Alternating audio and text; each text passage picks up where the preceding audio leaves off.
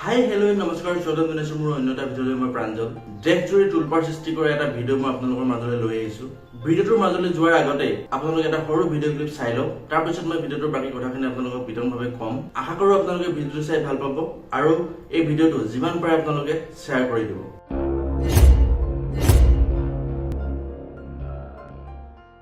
কোনো প্রকার পাসপোর্ট লাগবে না, আমি এখন ভারতীয়।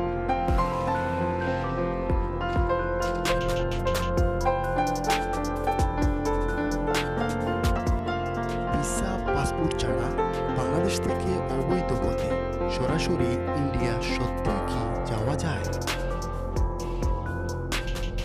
যাওয়া যাবে না?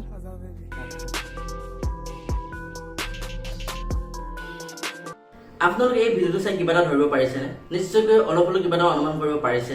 এই ভিডিঅ'টো হৈছে বাংলাদেশৰ এজন ইউটিউবাৰ, এজন ব্লগাৰে এই ভিডিঅ'টো নিজৰ চেনেলত আপলোড কৰিছিল।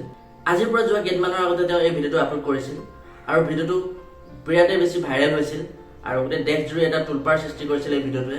আৰু অৱশেষত ব্লগাৰজনে এই ভিডিঅ'টো নিজৰ চেনেলৰ পৰা ডিলিট কৰিব লগা হৈছিল। এই ভিডিঅ'টোত ব্লগাৰজনে দেখাইছে যে কেনেকৈ বাংলাদেশৰ পৰা অবৈধ ৰাস্তাৰে ভাৰতৰ ভূমিত প্ৰৱেশ কৰিব পাৰি। তেওঁ দেখাইছে যে বাংলাদেশৰ চিলেট নামৰ এডোখৰ ঠাইৰ পৰা কেনেকৈ বৰ্ডাৰ চিকিউৰিটি ফৰ্চৰ পৰা নিজকে বচাই চোৰাং ৰাস্তাৰে অবৈধভাৱে কেনেকৈ ভাৰতৰ ভূমিত প্ৰৱেশ কৰিছে বা কেনেকৈ মেঘালয়ত প্ৰৱেশ কৰিছে। ব্লগাৰজনে সেই চোৰাং ৰাস্তাৰে কেনেকৈ আহি মেঘালয়ৰ ভূমিত ভৰি দি তাৰ এখন গাঁৱত আহি পেলাই ব্লগিং কৰিছে, ব্লগিং কৰি পুনৰ সেই ৰাস্তাৰে উভতি গৈছে বাংলাদেশলৈ বুলি। আৰু এই ভিডিঅ'টোত ইমান স্পষ্টকৈ আপোনালোকক সকলো কথা দেখাই দিছে। মই সম্পূৰ্ণকৈ আপোনালোকক ভিডিঅ'টো দেখাব পৰা নাই, কিন্তু যদি আপোনালোকে সম্পূৰ্ণ ভিডিঅ'টো চাব পাৰে মই ডেছক্ৰিপশ্যনত এটা লিংক দি দিম। সেই লিংকটোত গৈ পেলাই আপোনালোকে ভিডিঅ'টো সম্পূৰ্ণভাৱে চাব পাৰিব। গোটেই ভিডিঅ'টো ফুল ভিডিঅ'টো তাত আপলোড আছে। ভিডিঅ'টো যেতিয়া আপোনালোকে চাব তেতিয়া আপোনালোকে গম পাব কেনেকৈ আচলতে বৰ্ডাৰৰ কাটাতাৰ আছে, কাটাতাৰৰ তলেদি এখন দলং আৰু দলংখনত আচলতে পুল দিয়া আছে। সেই পুলৰ তলেদি পুলৰ মাজেদি আচলতে কেনেকৈ বাংলাদেশৰ পৰা ভাৰতৰ ভূমিত ভৰি দিছে এই ভিডিঅ'টোত দেখাইছে ধুনীয়াকৈ। আপোনালোকে ভিডিঅ'টো চাব। এতিয়া কথাটো হ'ল এয়া আমাৰ ভাৰতবৰ্ষৰ চৰকাৰৰ চিকিউৰিটি চিষ্টেমৰ এটা বৃহৎ বিফলতা বুলি ক'ব পাৰি।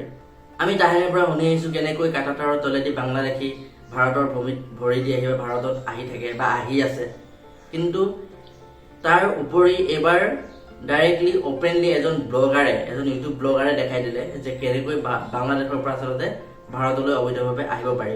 কোনো কাগজ পত্ৰ নোহোৱাকৈ, কোনো একো পাৰ্মিশ্যন নোহোৱাকৈ কেনেকৈ কাটাতাৰৰ তলেদি আচলতে তেওঁলোকে বাংলাদেশৰ পৰা ভাৰতবৰ্ষত ভৰি দিলেহি। আপোনালোকে শ্বাহৰুখ খানৰ ডাংকি চিনেমাখন নিশ্চয় চাইছে। ডাংকি চিনেমাখনৰ দৰে একেই ঘটনা এই ব্লগাৰজনে সেই তেনেকুৱাই এটা দৃশ্য ক্ৰিয়েট কৰিছে, কেনেকৈ আচলতে সেই কাটাতাৰৰ তলেদি আহি পেলাই তেওঁলোকে ব্লগিং কৰি পুনৰ ঘূৰি গৈছে, কোনো গম নাপায়। তেনেকৈ হয়তো হাজাৰ হাজাৰ বাংলাদেশৰ মানুহ বা হাজাৰ হাজাৰ বাংলাদেশী আমাৰ ভাৰতত ডেইলি কিমান আহি আছে তাৰ ঠিক নাই। বা প্ৰথম সেই আহি পেলাই মেঘালয়ত সোমাইছে, মেঘালয়ৰ পৰা বিভিন্ন ঠাইত ভাৰতৰ বিভিন্ন ঠাইত বিস্তৃত হৈছে, হয়তো সেই বাংলাদেশে আমাৰ অসমতো আহি আজিৰ দিনত ভৰি পৰিছে। এয়া হৈছে আমাৰ দেশৰ নিৰাপত্তাৰক্ষীৰ এটা বৃহৎ বিফলতা, আমাৰ বৰ্ডাৰ চিকিউৰিটি ফৰ্চৰ বিফলতা, আমাৰ চৰকাৰৰ বিফলতা। তো আপোনালোকে যিমান পাৰে ভিডিঅ'টো শ্বেয়াৰ কৰি দিব। ইতিমধ্যে বহু লোকে এই ভিডিঅ'টো শ্বেয়াৰ কৰিছে আৰু অৱশেষত ভিডিঅ'টো ইউটিউবাৰজনে ডিলিটো কৰি দিছে, কিন্তু মই ভিডিঅ'টো আপোনালোকক সম্পূৰ্ণভাৱে দেখাব পৰা নাই। কিন্তু লিংকটো মই ডেছক্ৰিপশ্যনত দি থৈছোঁ, আপোনালোকে তাত গৈ সম্পূৰ্ণভাৱে ভিডিঅ'টো চাব। আৰু আজি